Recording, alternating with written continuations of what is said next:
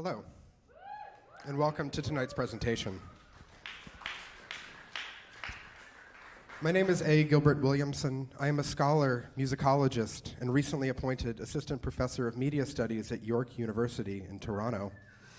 I want to thank each and every one of you for your presence here tonight as we explore the references, linkages, and entanglements behind When the Great Fires Were Lit on the Other Side of the Ocean, an electroacoustic chamber work devised by composer Weston Olencki with the New York-based talk ensemble. A few years ago, I came across a live recording of the premiere via Olencki's prior collaboration with Clique Schrey entitled Organs, both having been presented and archived by Roulette Intermedium. I felt an immediate and obvious kinship between their interests and my own then dissertation research, and I'm delighted to be providing a thorough yet poetic introduction to tonight's performance. Before we begin, I want to first acknowledge the work of Timothy Smithson Grant, my advisor at the University at New Buffalo. During my graduate studies, his research made a significant impression on my own intellectual pursuits, and also, serendipitously, to the music that we will hear shortly. 31 years ago in May of 2023, Dr. Grant gave an ad hoc presentation alongside the Harmonic Space Orchestra, a Berlin-based collective dedicated to the performance of microtonal musics. Weston, present that evening, became fanatical about Grant's investigations into spiritual inductance and the audible transmission of earth currents. Soon thereafter, instead of making electronic music, in this project, they sought to make music about electricity, or in their words, dream worlds from the wires. Let's get plugged in.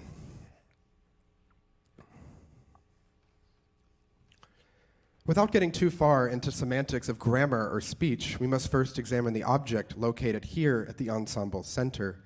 How many of you are familiar with this loathsome sound?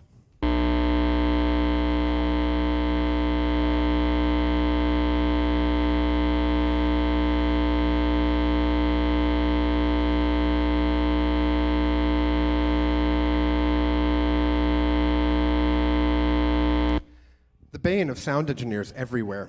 This hum manifests when two devices connected to mains power develop unequal reference voltages. The wires then form a long loop antenna absorbing ambient electromagnetic radiation via induction, or the phenomenon by which electrical and magnetic energies exist interchangeably. Grounding this circuit provides the needed common reference, alleviating this problem. Simply put, each of the bottom plugs in our US power outlets is literally tethered somewhere to the earth itself. As we'll see in the music, one can activate the sound intentionally by touching their finger to the end of a loose cable, but from where does this omnipresent hum actually appear? For context, let's imagine ourselves in America at the end of the 19th century. We're in the midst of rapid growth in the electrical engineering industry and research domains. These developments are quickly transforming individuals' isolated tinkering with this mysterious force into a cohesive empirical science, replete with its values, measurements, and new faiths of rationality, reason, and rigor. Many have already written excellent scholarship on this history, but today I want to focus on a particular individual, Nikola Tesla. A brilliant yet eccentric engineer hailing from a small Croatian village, Tesla's invention of alternating current allowed power to be generated in one location to be sent many miles away, a kind of 19th century spooky action at a distance. These first hydroelectric transmissions harnessed the raw potential of the world's second largest waterfall and touristic fascination of the burgeoning American gentry, that of Niagara Falls. Beginning in 1897, Niagara's dynamos began illuminating the rapidly growing metropolis of Buffalo, soon giving it the nickname, the City of Light. Now, the fundamental breakthrough of Tesla's alternating current was sending this power via an oscillation of energy, created by rotating a large electric motor fixed within stationary magnetic fields. In response to a constant DC voltage, most motors spin at a given number of cycles per second, or hertz. We still use this unit today to measure the speed of any repeating waveform, like the frequency of a Moog oscillator or the tuning reference for an orchestra. For those of you working within experimental and electronic music, terms like this are probably already familiar. Frequency, amplitude, phase, harmonics, voltage. They translate easily between artistic and scientific inquiry, particularly in the writings of Hermann von Helmholtz, John Tyndall, Ernst Chladni, and so on. Now ubiquitous, the American standard of this B quarter flat, or 60 hertz, wasn't set until 1968. Before a unified grid, utility companies could decide their own rates of voltage, frequencies, and phases, laying power lines of varying gauge and quality, basically wherever they felt. Scholar Gretchen Bakke notes that in the initial Niagara operation, George Westinghouse, Tesla's employer, ran two-phase motors at 30 hertz. But after early negotiation, settled on three-phase alternators running at 25. Still, neither worked reliably for the facility's lighting. At 25 hertz, incandescents would abrasively flicker, as Charles Brush's early arc lights needed at least 60 hertz for smooth functionality. At the time, competitor Elihu Thomson employed 125 as his standard, and Edison's General Electric chose 66 2/3 for both power and light supply. Other records show even greater variation, such as 36, 40, 50, 60, 132, 133, 100, 83.3, all running simultaneously from different plants to different customers using different machinery for different outcomes. A veritable symphony of sonorous vibration. So if I may wax profane, this ominous electric buzz generated between skin and amplifier, is it the sound of grounding a circuit to one's body? Or is it the inductive shadow of these gigantic mechanical oscillators leaping untethered from their earthly shackles? Or, more colorfully, in the words of playwright Eugene O'Neill, songs of those great dark idols, like the old stone statues of gods people once prayed to. Even with just a brief survey of this history, how can we speak with nonchalance about simply plugging something in to this vast networked grid, its condensation of inventions, conflicts, locations, materials, beliefs, and minds which have made this action today second nature?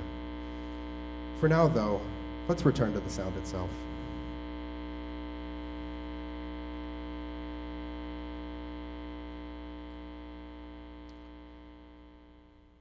We see in the sonogram above that the alternator's hum is not merely sinusoidal, but contains strong upper harmonics, generating its characteristically unignorable timbre. The frequencies exist at integer multiples of the 60 hertz fundamental, with prominent tones sustained at 180, 300, 420, 540, and on up. When the Great Fires establishes the 60 hertz hum as its primary tonal center, forming its harmonic structure from the plethora of shimmering overtones. A prime example of a work in just intonation, which according to composer Mark Sebald, is a particular practice of playing in tune, namely of tuning musical intervals as small number frequency ratios to evoke a distinctive periodic resonance. Arranging these small number ratios in additive order, we find a familiar character of Pythagorean lore, the harmonic series.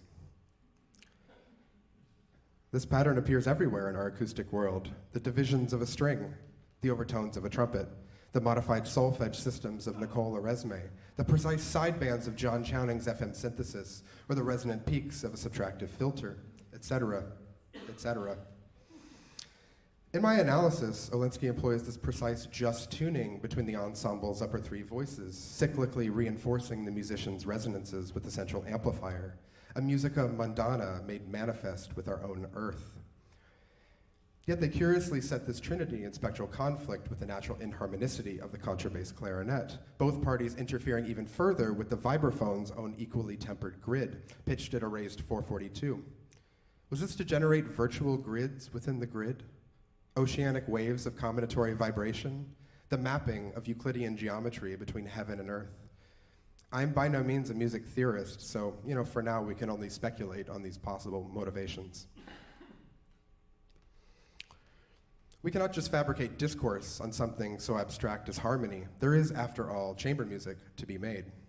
Let's pick up our narrative thread in the minutiae of the ensemble's assorted sound sources.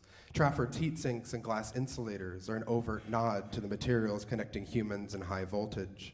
His cymbals' sizzle chains made from Kierkegaard's symbolic geologic pair, amber, that of electricity, and lodestone, that of magnetism. The quizzical box of dislocated New Jersey earth, playfully grounding the end pin of Greenstone's clarinet. Even our humble vibraphone harkens back to the synthesized aluminum of the Pittsburgh Reduction Company, like Gillette razors and shredded wheat, a business whose industrial might was ignited by the new Niagara power. Unregulated growth around the falls gave us acetylene, alkalis, sodium, bleaches, caustic soda, and chlorine, a devil's brew of chemicals produced by new electrolysis and electrothermal processes, ones that eventually poisoned the very waters they drew from. This proved particularly catastrophic in the 1977 evacuation of the neighborhood surrounding the unfortunately named Love Canal. Spectacular events like this were quickly memorialized in local folklore. The Lockport Revival String Band produced especially energetic renditions of a few old Niagaric tunes on a 1979 compilation called Tales from the Great Lakes, including, as you can see here, Mama, I Bought the Ditch, and the eponymous Love Canal, which was actually a bonus track, which actually sadly did not make it onto whoever made this Discogs entry. On this release, I found an odd specimen called here St. Vitus Dance, which was included, a 4 minutes and 33-second recording credited to a certain A. Schmaltz, consisting of unornamented, rigorously tight intervals coarsely executed on an unaccompanied fiddle.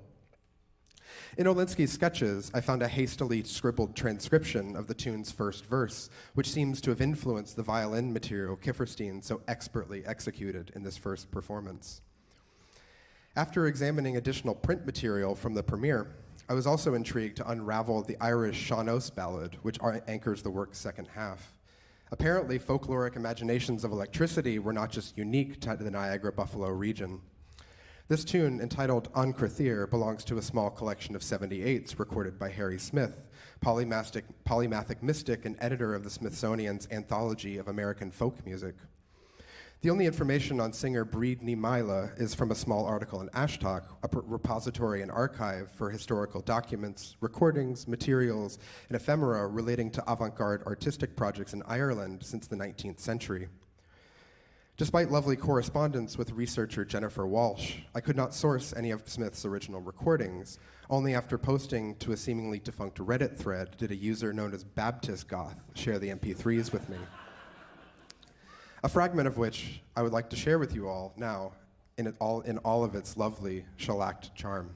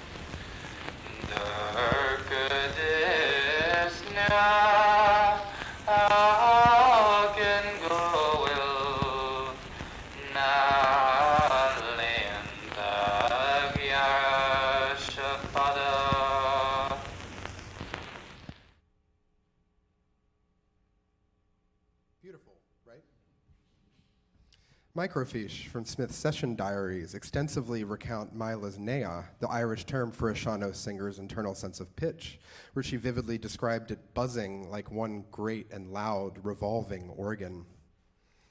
While more commonplace in the 19th century, I found that electrified language like this remained prevalent in the Western Irish counties even into the 21st.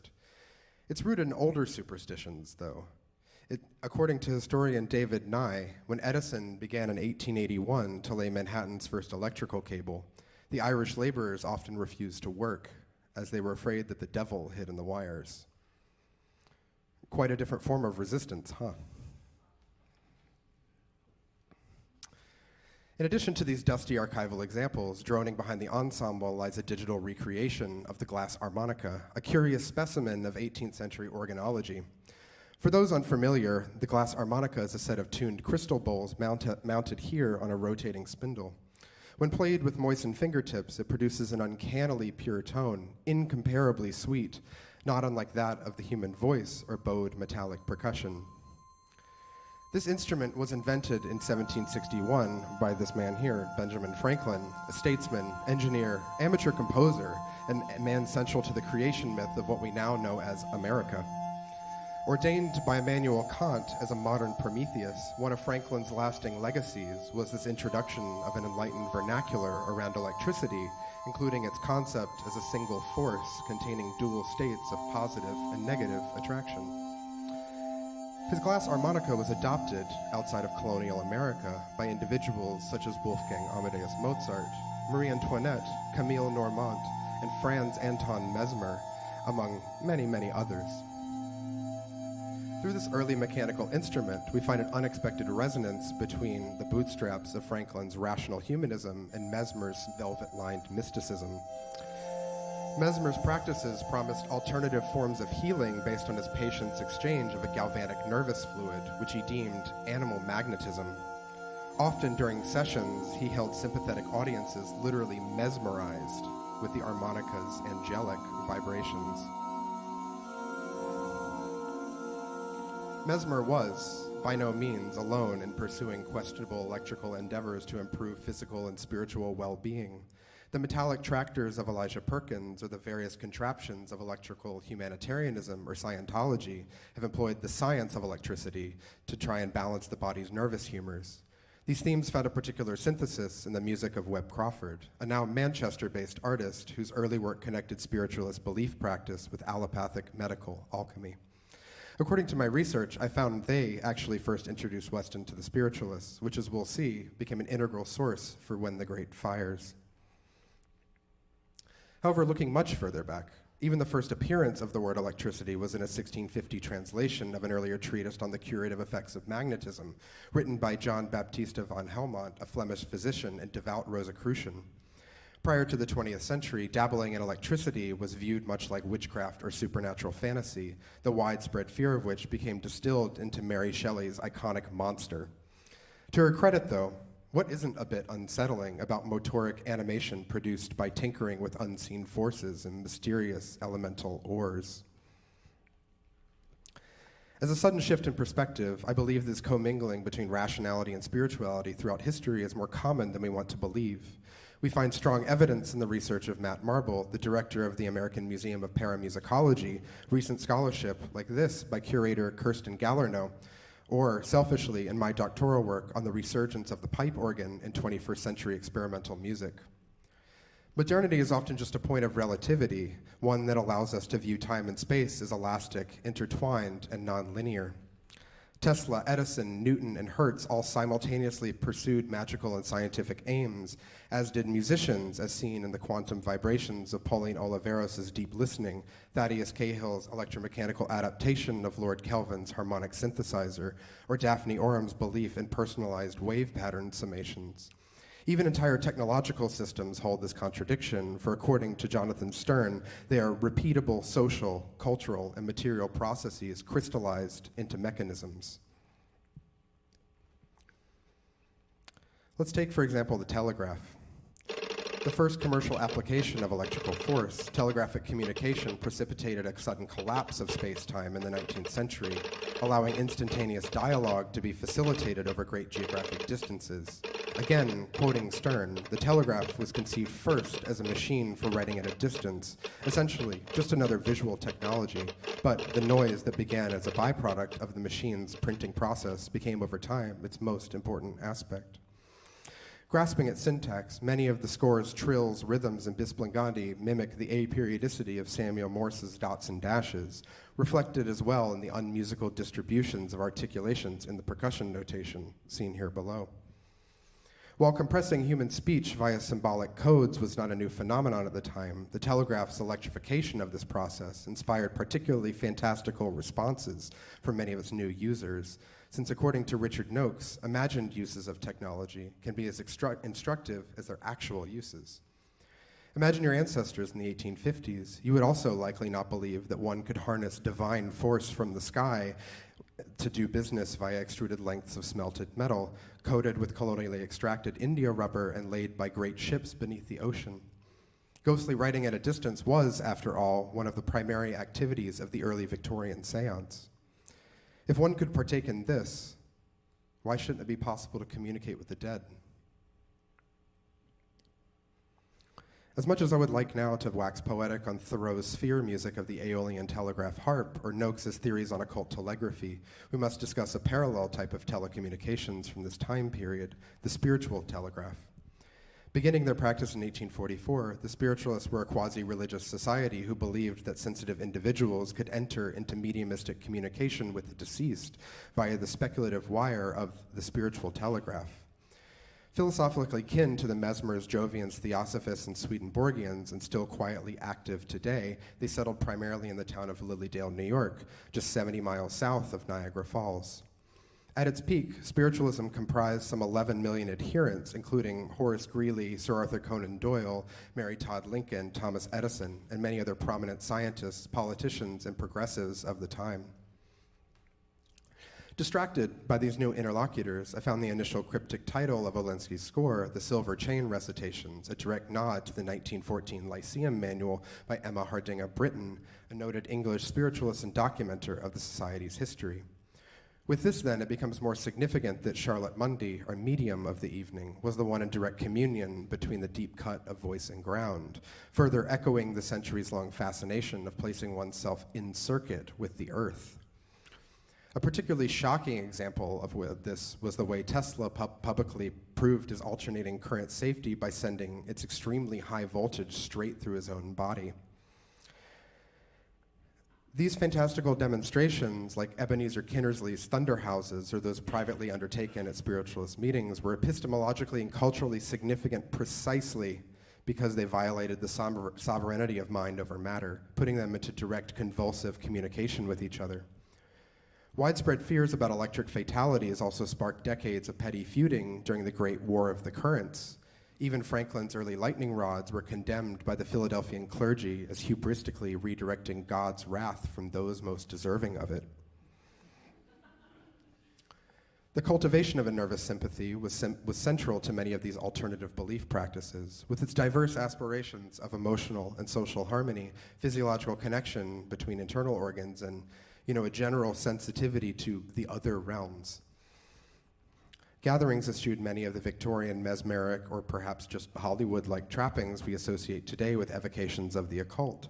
Absent are invocations of the arcane and esoteric. Instead, sci-fi adjacent devices like magnetized helixes, resistance coils, and mirror galvanometers were directly repurposed from the then futuristic telegraph industry.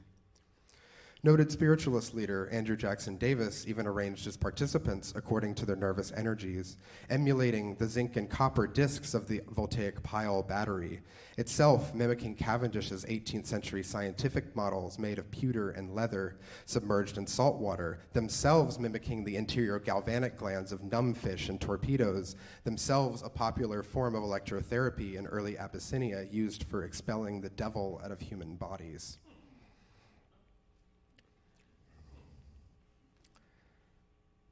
Now, holding all of these tangled half-signs of references, I found that the realization of When the Great Fires contains certain uncanny similarities to these older practices.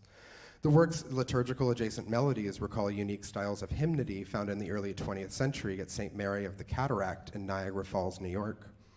My advisor's extensive research on this music showed that congregation members, many of them plant workers, subconsciously adjusted their internal sense of pitch to the 16th partial, or fourth octave of the newly constructed dynamos, at the time, this being 400 hertz. These individuals seemed to be searching for consonants amidst the cacophony formed between their occupational oscillators and the church's God-given temperament. This practice went on to influence an especially cerebral Theosophian group called the Association of the Beneficents, who strangely lined out the reference pitches of the original dynamos via a miniature Tesla coil plugged directly into mains power.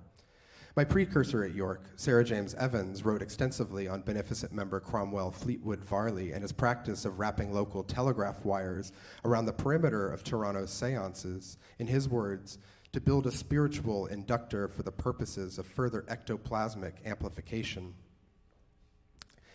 It really is a shame we lack audio records from these meetings, isn't it? As a consolation, I can share digitized documentation of the earlier Niagara tunings generously transferred to me by grant.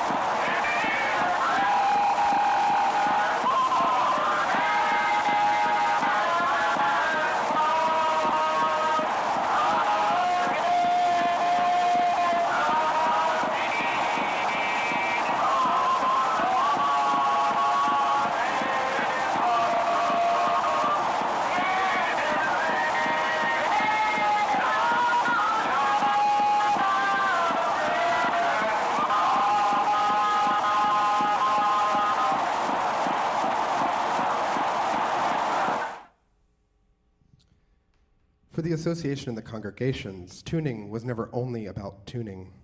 According to Grant's thesis, achieving sympathetic resonance between the dynamos, the earth, and the music had broader implications. If the plants could be vibrating in sympathy with the cars, with the lights, with the mills, the factories, the musicians, the churches, then, with a bit of social cooperation, the entire planet could be theoretically turned into one gigantic resonator, capable of amplifying spiritual and vibrational energy for interplanetary communication. Qua Whitman, a geological and cosmological body electric. This seemingly outlandish idea finds a certain legitimacy in Nikola Tesla's On Electricity, published in 1897 via the journal Electrical World. The discovery of the stationary terrestrial waves showing that, despite its vast extent, the entire planet can be thrown into resonant vibration like a little tuning fork, that the Earth, considered as a channel for conveying electrical energy, even in such delicate and complex transmissions as human speech or musical composition, is infinitely superior to a wire or cable, however well designed. The notion that the Earth itself may hold resonant potential has occupied us for centuries. As our negative charged ground siphons off this excess fluid, surely this charge must go somewhere. Almost all of our metals are extractively mined from the earth. Western currency sets its most conductive ones as its standards of value, with the magnetic polarities of Gilbert's Torella mirrored in our capitalistic lines of force. Even our most futuristic storage devices, like miles of optical server farms or this humble machine I present from now, were at one point naturally occurring elements excavated from under our feet, engineered to retain specific arrangements of electrons for future human recall. Why wouldn't the planet store its own memory like a geological capacitor? Nigel Keneal fantasized about the Earth's great stone tape, magnetically inscribing its past on the outer crust. Author M.R. James theorized that dislocated parcels of Earth could alter an individual's emotional countenance.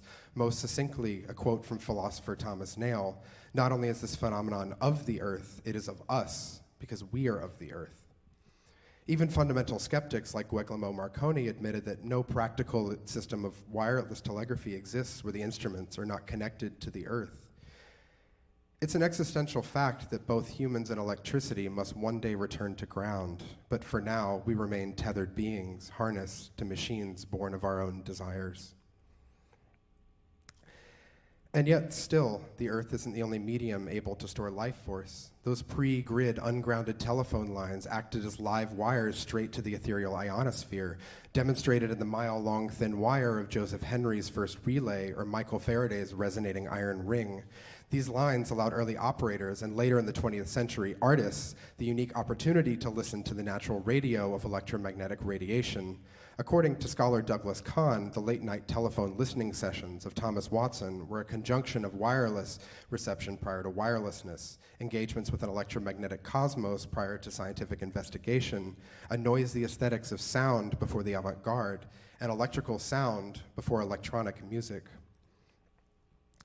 Engineers like Watson weren't the only people tuning into the unseen ether seeking answers. Swedenborg conceived of a radiative membrane suffusing the planet. The spiritualists had their eschatological summerland. Or earlier, Aristotle's universal ether, Newton's separation of divine and material worlds via universal medium, Ampere's composite pair of transmographic fluids, or Descartes' invisible medium for carrying material force, revised now in the concept of the lingering cosmic microwave background. Returning back to land, though, if the Earth's minerals have the ability to store traces of its events, shouldn't the air and the ether also preserve their histories? Vibrations ever diminishing in an asymptotic slow fade, yet never truly gone. Charles Babbage believed that it would take an engine for detecting difference or a particular individual's sensitivity to read the vast library of the air's resonant past. Others attempted to pluck Jesus' last words and the sonic impact of the Big Bang from that lingering radiation. The voices of deep time are all around us. It's all still out there, right? What if those two sounds Cage encountered in the anechoic chamber were less solipsistically motivated and actually just the ringing trace of every sound ever made? One thing I keep returning back to when researching all these unseen forces is, where exactly did my mother go back then? Where will we all go? What will happen to those sparks of nervous energy contained in our synapses? Will it simply rejoin the others in that vast ethereal ocean? The infinitesimally small individuals of Edison's discorporated consciousness, each itself a unit of life, their physiological hysteresis holding immense patterns of memories, joining and rejoining one big samsaric oscillation. We can't really know, can we? Thomas Watson, the one fatefully summoned by the ring of the telephone's first bell, probed this very question over 100 years prior in a reflection from 1933. Everything we know is something vibrating.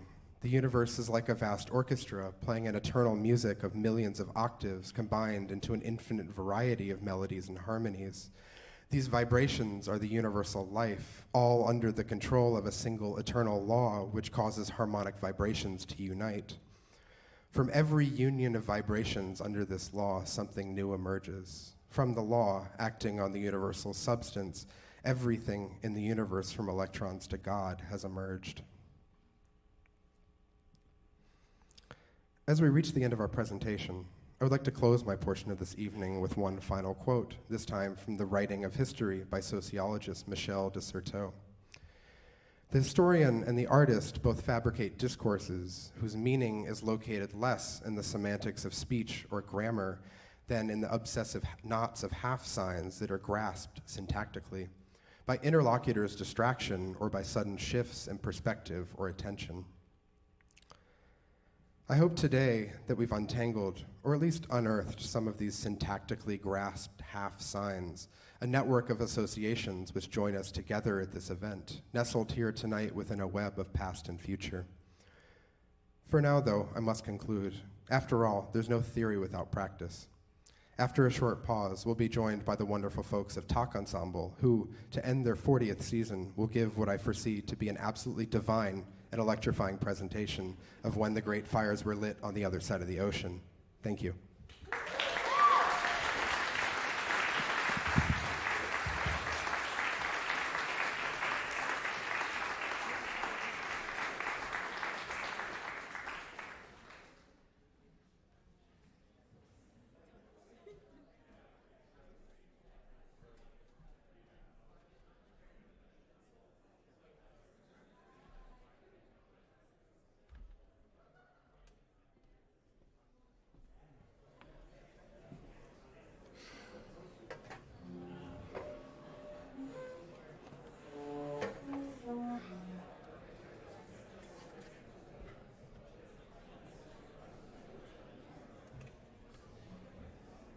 Hishar.